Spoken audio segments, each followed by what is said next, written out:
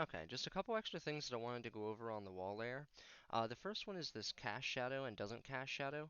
All of these are like selections down here, so think of these as like a toggle setting. So if you have it selected on red, you'll get the red tiles that we've been using this whole time, and they both act like wall tiles. They won't allow characters or players to go through them. The only difference is that the red tiles will not cast a shadow and the blue ones will. So just to show you an example, the wall that had the blue tiles is here on the left, and you can see the light doesn't go through it, and the one that had the red tiles, light goes straight through it. That's pretty much the only difference between those two.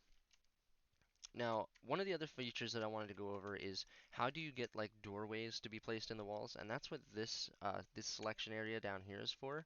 So you notice that each one of these is sort of has its like own selection on what it's going to be, what you're going to place. So first of all, in order to use these, you have to have wall already placed on the map. So let's get some wall. I'm going to place some 3 high walls. I'm just going to make like kind of like a little building real quick.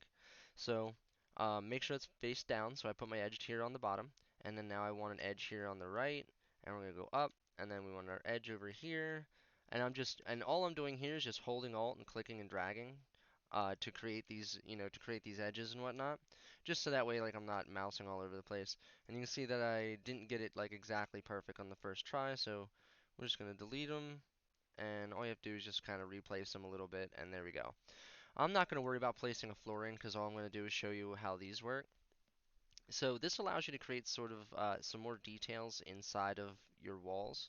So let's say I want to get a door on first. So the first thing I want to be aware of is that if I place it on this tile right here, and I'm still at 3 tiles high, it's going to place my door up there. So that's not what I want, so go ahead and click that, and then just left click our wall, close that door, and then we'll hit B to bring it back down to the bottom like that. Now notice that it did place an extra tile because I didn't place it exactly perfectly.